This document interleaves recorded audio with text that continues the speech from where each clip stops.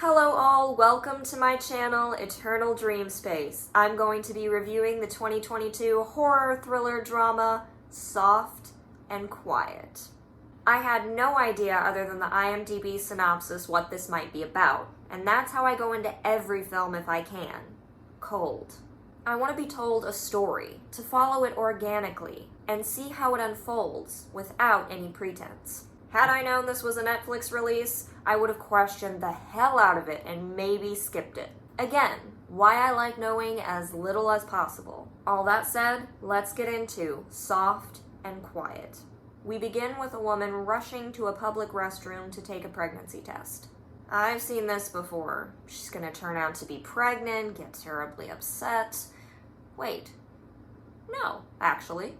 She's a teacher. She seems really good with kids. She's writing a children's book. And then, weirdly, she has this kid she's waiting outside with tell off cleaning staff. The movie is one long shot, all the way through, following the events of our lead character, Emily. I'm always interested when filmmakers decide to do something like this. I watch extra close to see how they transition from character to character, what they're trying to capture in frame. It's a neat idea I was intrigued by. So, Emily is walking from school to a meeting she organized and meets up with Leslie, who was invited. She seems nice. They make small talk and get to the church where we meet the rest of the women waiting there. Emily unveils the sweet treat she's made for... oh my god. It's a swastika. What? I cannot stop laughing. I did not see that coming. Not in a million years. My interests are piqued. This is why you should never know anything about a movie until you go in. I was still kind of waiting for everyone there to freak out about the pie. And she showed that kid? Like, what is going on? Then the camera pans to a board with Daughters for Aryan Unity written on it. Holy shit, we're doing this. I'm excited. I'm excited to see where this is going. The subject matter is so taboo, especially in 2023, so bold choice. We get into their very racist conversation, and they're having it like neighborhood women would have a scrapbook get-together. Phony politeness, don't worry, you're free to be yourself here. We all just want to help the community, blah blah, except it's racist. Marjorie kicks us off with her issues at work. Somebody got promoted before she did, and they only got promoted because of their race. Then Emily starts talking about the racism against white conservative women, and okay, I see where this is going actually. And it makes sense this is a Netflix movie. This. Right here, this fly-on-the-wall, white supremacist conversation normalizing hatred. This is what mainstream media, Hollywood, and leftists in politics want you to think, goes on in America. We're getting an inside look at the dark underbelly of society that's divided by skin color. Except, the race war in real life is a diversion to get us fighting amongst ourselves, avoiding the real issues like the opioid epidemic, pointless wars that don't help America in any way, zero border security, over-sexualization of our children, and public schools brainwashing your kids, etc., etc. As a married conservative white woman, I heavily reject this premise and the agenda behind it. The women take turns saying things like, I'm a good person, I work hard, I don't hate anybody. The second a white woman says anything, they're called racist. These women are racist. They've started a movement called Daughters for Aryan Unity. People who watch Fox News, voted for Donald Trump, and are pro-family, not racist. Although you are an idiot if you still watch Fox News after the firing of Tucker Carlson. What they did to him was just freaking disgusting, but whatever. It's racist to hire someone based on their skin color, not their skill level. Diversity, inclusion, yeah. It's normal to want your surgeon or plane pilot to be hired based on whether or not they can do the job. It's not racist to point that out. People who do are not members of an Aryan Unity Club. Let's get back to this 100% fictional movie. One of the women introduces herself as Tracy. She's pregnant with her 5th child. Aww, that poor child. Those poor children. And she just feels so judged she can't live her truth as a KKK member and is like, am I really that scary? Girl, come back and ask that at the end of this movie. Kim comes on screen to add her 2 cents. She's our female representation of the way Tucker Carlson is perceived. Angry at immigrants. They steal. Wants an ethnic state, for unity. She has a journalism degree, too. They're all moved by one another. Emily breaks down, starts crying about the decay of the traditional family. Sound familiar? If you're for tradition, you're racist. Back to Emily, who counsels the women not to come on too strong, to engage the mainstream, soft on the outside. We are the best secret weapon that no one checks at the door, because we tread quietly. Ooh, racists are so insidious. Let me ask you something. Have you ever known an intelligent racist? Have you ever met a racist? I'm not talking about your great-grandparents who remember inappropriate phrases and say them from time to time. I mean, we're gonna find out pretty quickly here this group are a few cards short of a full deck. At this point, the priest, pastor, whoever, kinda knows what's going on and kicks the group out. I get the feeling we're supposed to take this as if religious people are complacent, know what's going on, but we just discreetly get the racists away from us, but don't warn people or sound the alarm bells. I could be wrong, but we're definitely promoting liberal propaganda at this point. So why wouldn't they take a pot shot at religion? They love that. They leave the meeting and part ways with a Heil Hitler gesture. And they're giggling about it like schoolgirls. A few of them decide to go back to Emily's and drink wine. That'll simmer them down.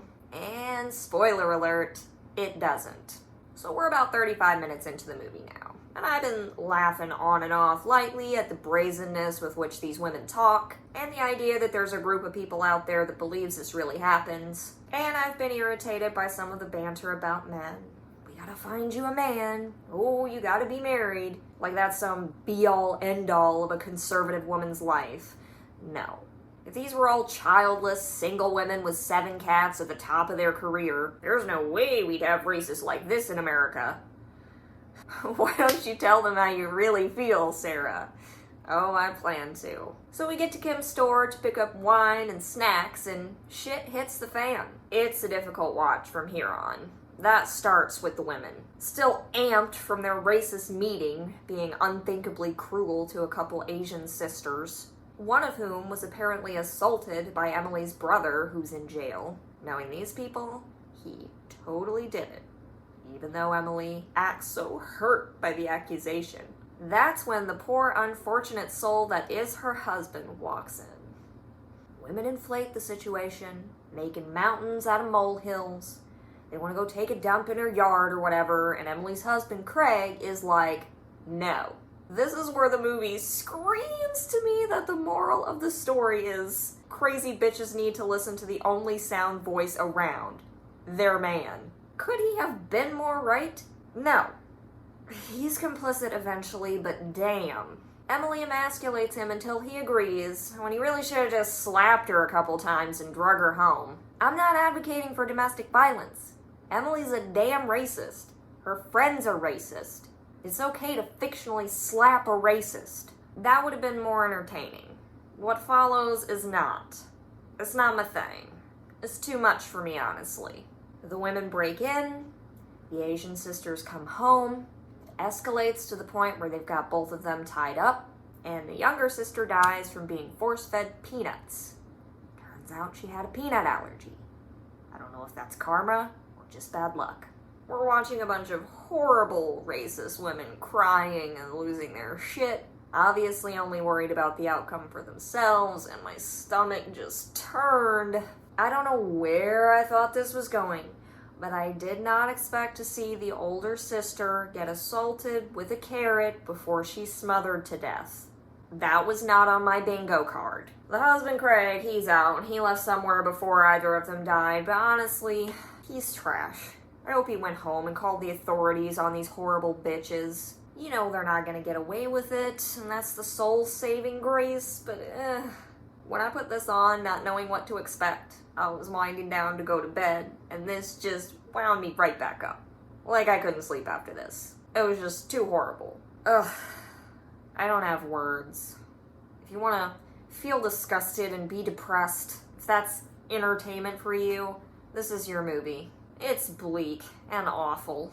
The older sister, turns out, she is not dead. They go dump the bodies in a lake. She waits for them to row away and pops out of the water. It won't make you feel better. While the film doesn't succeed in delivering the terrifying message it wants to, which is, racists are out there everywhere and they look like normal suburban trad wives, it's still a dark, sickening film. So in my opinion, how does it rate? Here's what I look at. The building blocks for me that make a solid horror film. Story idea, dialogue, execution, and the ending. We'll start with the story idea. It's bold, like I said. If I didn't feel it had such a judgmental agenda behind it, I might have found it as terrifying as it was meant to be. Dialogue. When you get past the meeting and some of the overt propaganda and to the actual murder, where it just escalates and keeps getting worse and worse, that felt real. These women melting down in hysterics, Leslie pushing and pushing for the worst, leading them down the darkest path. Execution of said story. Had it not so obviously tried to bombard me with its message in the first half hour to 40 minutes, I think I would have respected the effort a lot more. It's just so unbelievable to me that we are at a place in our history right now where literally everything is better for people than it was 70 years ago. It could improve, of course, but is it markedly better? Yes. So is it plausible to me to believe this is going on everywhere among people such as myself? No. Sorry.